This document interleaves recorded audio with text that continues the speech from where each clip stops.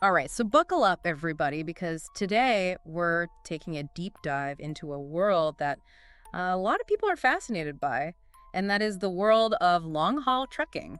It's a world that most of us only experience from a distance. We see those big rigs out on the highway, Yeah, out there on the open road. right? But we don't often think about the lives of the people behind the wheel. Yeah, and the stories they could tell. Exactly. And that's what we're going to be exploring today. The kind of stories that you don't see in those romanticized, Instagram posts. Right, right. More like the stuff of, well, nightmares, to be honest. Yeah, exactly. And speaking of nightmares, our source material for this deep dive is a YouTube video appropriately titled Three Disturbing True Trucker Horror Stories from the channel Mr. Nightmare. Yeah, that title pretty much sums it up. Yeah, no kidding. We're going beyond the typical trucker culture and into some pretty unsettling territory. Definitely. And I'm curious, from these stories, what really jumped out at you? Well, one thing that struck me was the consistent theme of isolation. I mean, long-haul trucking, by its nature, involves long stretches of solitude. Right, hours and hours, days even. Exactly, often in pretty desolate landscapes. Yeah, you're out there in the middle of nowhere a lot of the time. And that kind of isolation can really create a heightened sense of vulnerability, Yeah, I bet. Especially at night. especially at night. And, when you combine that with fatigue, which truckers often experience, Of course. it can really start to play tricks on the mind. It's like a pressure cooker for the mind, I imagine. Exactly. All those hours alone with your thoughts. Yeah, and the darkness. Yeah. The darkness definitely doesn't help. Oh, it does not. Well, let's jump into that first story, the one set in the Mojave Desert. Oh yeah, the abandoned car. It's like a classic horror movie setup, isn't it? It really is. Yeah. You have this trucker driving through the desert at night, Alone, I'm assuming. of course, totally alone, and he comes across a car just sitting there in the middle of the road, hazards flashing. Okay, so already your mind is going to a bad place. Right. What is going on here? Yeah, like is somebody hurt? Exactly. So he pulls over to check it out. Cautiously, I hope. Well, there's the thing. The story doesn't really specify. Oh, okay. But anyway, he gets out of his truck, approaches the car, Okay, I'm getting nervous just hearing about it. and the car is empty. Empty. Empty. No driver, no passengers, nothing. So now it's getting really creepy. Oh, yeah. And it gets worse. He notices the trunk is slightly ajar. Oh. So naturally, he's curious. Oh, I don't know if I'd be that curious. Well, he tries to open it, but it's jammed. So even more suspicious. Right. And then he sees it. A small shovel lying on the back seat. Okay, now we're in full-blown horror movie territory. Right. So he manages to pry open the trunk just enough to peek inside. Ugh. And he sees garbage bags. Garbage bags. Yeah, black garbage bags. And what looks like rope. Oh my God. And that's when he hears it. A gunshot. A gunshot. Yeah, rings out from Yeah. somewhere nearby. And suddenly there's a man standing there, rifle in hand. Oh, hell no. Yeah. So the trucker, he doesn't stick around to ask questions. He jumps back in his truck and takes off. But the man with the rifle, he gives chase. He chases after him. Yeah, in his car. This is insane. So what happens next? Well, the trucker manages to lose him. But later that night, while he's driving, he sees a car matching the description in his rearview mirror. Oh no, he came back. It gets even weirder. The car starts tailgating him, flashing its headlights. Oh God, he's trying to run him off the road. Yeah, it's like something out of a nightmare. So what did the trucker do? He pulls over, and the other car pulls up right behind him. This is terrifying. Yeah, the trucker's freaking out at this point. He calls the police. And they actually show up out in the middle of the desert. Yeah, they actually do. But as soon as the police car arrives, the other car speeds off into the desert. And the cops didn't go after him? Nope, they just let him go. What? Why? The story doesn't say. So it just leaves us hanging like that. Pretty much. Okay, so let me get this straight. We've got an abandoned car, a mysterious man with a rifle, a high-speed chase, and the police who just shrug it off. Yep, that's about the gist of it. This is crazy. It's like a puzzle with half the pieces missing. Exactly. And that's what makes it so unsettling. Our minds are left to fill in the blanks. And I'm sure most people are going to fill in those blanks with the worst possible scenario. Oh, absolutely. I mean, the first thing that comes to mind is that the man was burying a body. Right. I mean, that's what I was thinking the whole time. That's the classic horror trope. But here's the thing. The story specifically mentions that the shovel was small. Small. Yeah, and the garbage bags were described as too small to hold a human body, even dismembered. Interesting. So maybe he was burying something else. That's the question, isn't it? What could be so important that it needed to be buried in the middle of the night, in the middle of the desert? Stolen goods, maybe? Possibly. Or evidence of some other crime. Or maybe it was something completely mundane, like, I don't know, his collection of Beanie Babies. Well, we may never know. Yeah, I guess that's part of the appeal of these stories. They leave us with more questions than answers. Exactly. They tap into our fear of the unknown, and they make us question our own perceptions. Yeah, I mean, if you were that trucker, would you have stopped to check on the car? I don't know. It's easy to say what you would do in a hypothetical situation. Yeah. But when you're actually out there, alone in the dark. Yeah, who knows how you'd react? Exactly. Well, this is already giving me the chills.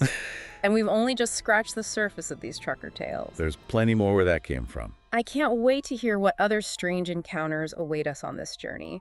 But for now, we're going to take a quick break.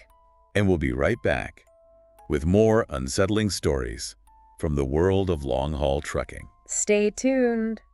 It's almost like there's this pattern, you know? Yeah, like a formula almost. Yeah. And darkness is always a key ingredient. Right, like it's not just a backdrop, it's almost a character in these stories.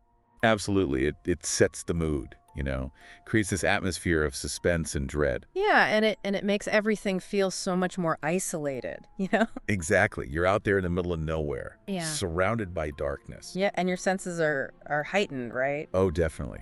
Because you can't see as well, your hearing becomes more acute. Right, and you start to notice every little sound, every creak, every rustle. Yeah, and your imagination starts to run wild. Oh yeah, filling in the blanks, creating all these scary scenarios in your And head. that's where the fear really takes hold. It's like that primal fear of the unknown, you know? Absolutely.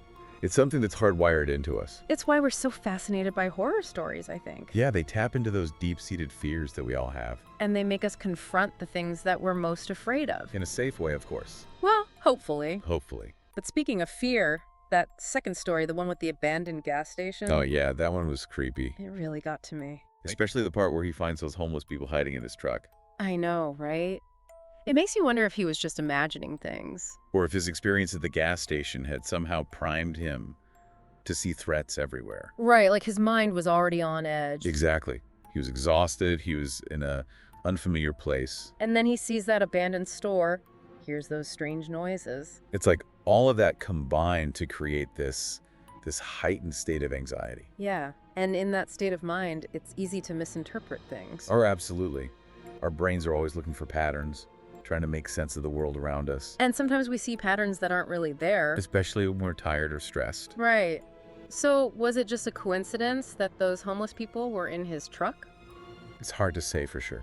Or was it something more, like maybe his subconscious was picking up on cues that he wasn't consciously aware of? It's definitely possible. It's like our minds are much more powerful than we realize. Yeah, they can influence our perceptions in ways that we don't even fully understand. And that's what makes these stories so fascinating, I think. Yeah, they force us to question what's real and what's not. And they make us realize that our own senses can't always be trusted.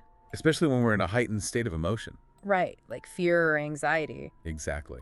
Well, speaking of unsettling, that third story with the clothes in the road. Oh, that one was straight out of a nightmare. I know. The imagery's so vivid. The purple dress, the tiny shoes. And then the sound of the child screaming. It's like it's designed to trigger our deepest fears. Yeah, the fear of harm coming to children. It's a universal fear, isn't it? I think so. It's something that's deeply ingrained in us. And it's something that horror movies often exploit. Oh, definitely. They know how to push our buttons. And this story definitely pushes all the right buttons. It does. It's effective because it plays on our emotions. Yeah, it makes us feel vulnerable and helpless. And it makes us question our own sanity. Right, like are we seeing things, hearing things? And the fact that it turns out to be a prank. Yeah, it's like a relief, but it's also disturbing. It is, because it makes you realize that someone out there is deliberately trying to scare people. And they're using our own fears against us. Exactly. It's a messed up thing to do. It is. But it's also, in a strange way, kind of fascinating. Yeah, I mean, it makes you wonder what motivates people to do things like that. The human psyche is a complex thing. That's for sure. But getting back to the story, I thought it was interesting how the trucker decided to investigate. Yeah, even though he was clearly scared. It shows that he's not just a passive victim. He's trying to take control of this situation. Even if it means putting himself in danger. Right. He's willing to confront his fears. And that's a quality that I think a lot of truckers have. Yeah, they have to be tough, both physically and mentally. They're out there on the road facing all kinds of challenges. The weather, the traffic, the loneliness. And sometimes things that are much more sinister. Yeah, like the things we're talking about today. These stories, they really give you a glimpse into a world that most people never see. It's a world that's both fascinating and terrifying. And it's a world that's full of stories. Stories that are waiting to be told. And we're just getting started. Yeah, it really makes you think about like the human side of all this, you know? Yeah, for sure. We talk about the fear and the isolation and the strange encounters. Right. But these stories also reveal a certain vulnerability in these truckers, you know? Oh, absolutely. Like we tend to think of them as these tough, rugged individuals. Right. They're out there on the road, battling the elements, dealing with all kinds of crazy stuff. Exactly. But these stories show that even the most seasoned drivers can be shaken by these unsettling experiences. Oh, for sure. I mean, they face real dangers every day, right? Oh, yeah, absolutely. Bad weather, mechanical problems, other drivers on the road. Right. And those are all like tangible threats. Yeah, you can see them coming, at least to some extent. But it's the unexplained encounters, the things that defy logic. Those are the ones that seem to really get to them. It's the stuff that sticks with you, right? Yeah, like it makes you question your own sanity. For sure. And it speaks to that fundamental human need to make sense of the world around us, you know? Yeah, we want things to be orderly, predictable. Right, and when we encounter something that we can't explain, it throws us off balance. Totally. It disrupts our sense of order, leaves us feeling vulnerable and kind of unmoored. Yeah, and that feeling is amplified when you're alone, like these truckers often are. Absolutely. You're out there in the middle of nowhere with no one to validate your experience or offer reassurance. Right, it's just you and your thoughts. And the darkness. Yeah, and whatever else might be out there lurking in the shadows. Right, and that's what makes these stories so unsettling, I think. It's the not knowing, the uncertainty. Yeah, and the fact that they tap into our deepest fears. Fears of the unknown, fears of being alone, fears of losing control.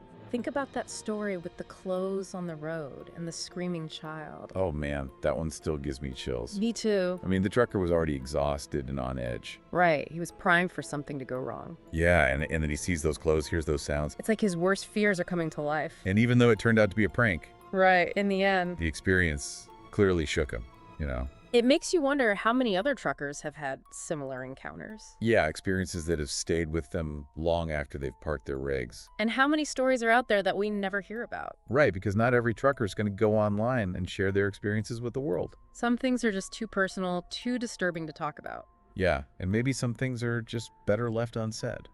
But the stories that we do hear, they give us a glimpse into a world that most of us never see. A world that's full of mystery and wonder, and sometimes terror. It's a world that's both familiar and strange, beautiful and terrifying. And it's a world that's constantly reminding us of the fragility of our own perceptions. That's a good point. We like to think that we're in control of our own minds. But these stories suggest that our senses, our perceptions, can be manipulated in ways that we don't fully understand. It's a humbling thought, isn't it? It is. But it's also a reminder that we're all connected.